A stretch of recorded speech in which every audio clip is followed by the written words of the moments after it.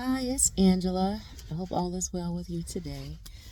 I didn't intend to post today, but just felt kind of inclined to do so.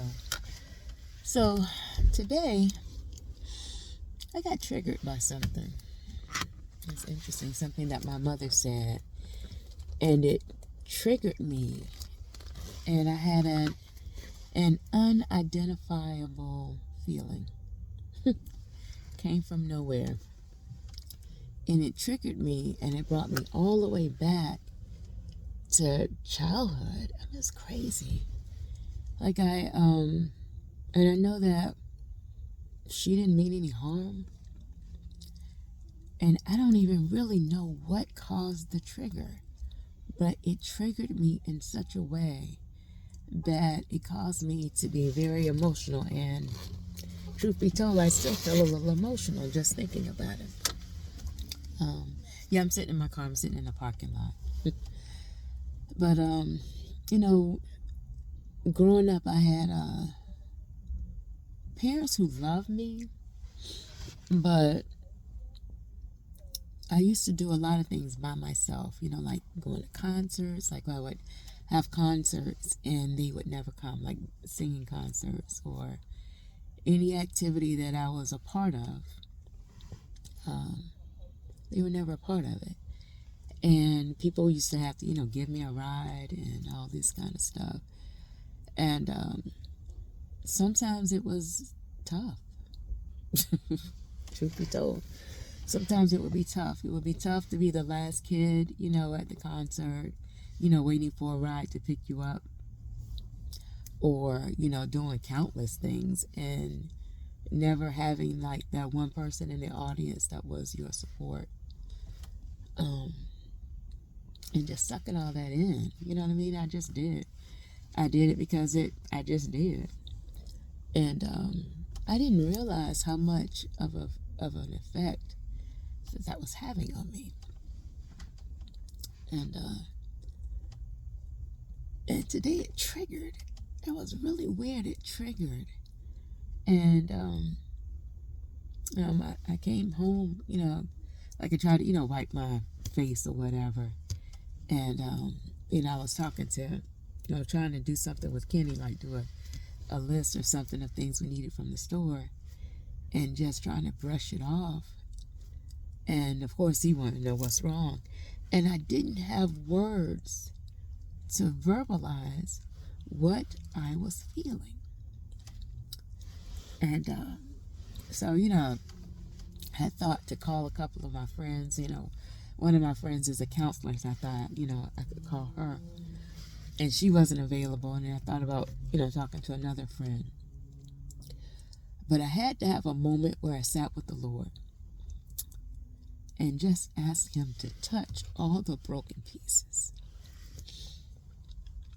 Because sometimes you don't even realize you have broken pieces until they kind of come up from nowhere. I even thought about, going to talk with my mother about it. And I will, but not yet. Because there are some times where the Lord just wants to do a work in your heart. My heart.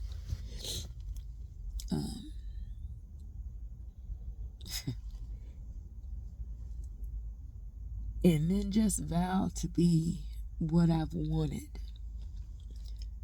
And so sometimes, and I guess this is the reason why I felt compelled to do a toolbox today, is that some behavior is learned behavior, like the way people treated us or spoke to us.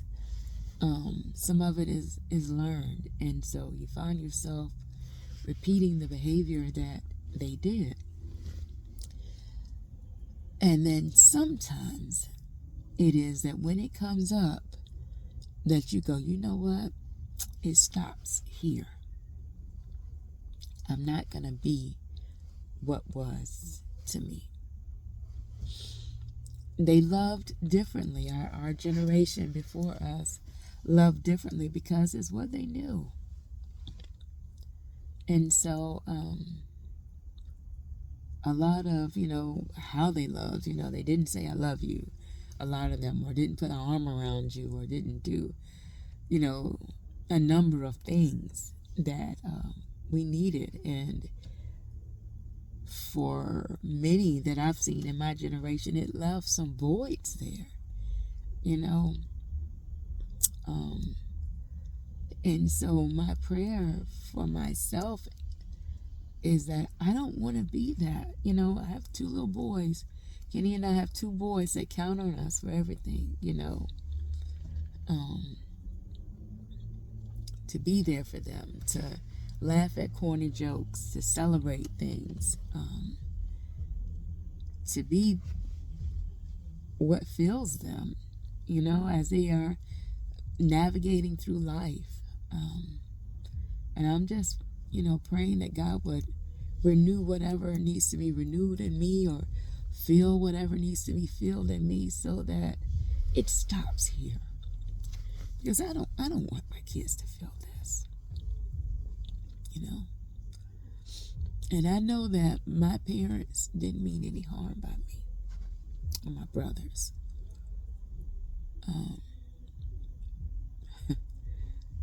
But this thing, it took me all the way back to being a kid. And I'm like, wow, what in the what? Where did they even come from? It's like I just got sucker punched.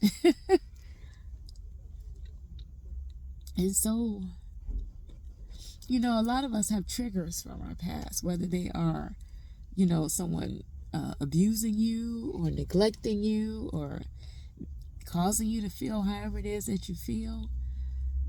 But man, here it is. This is the day before Easter. Jesus died for all of that. All the hurt, all the pain, all the neglect, all of it.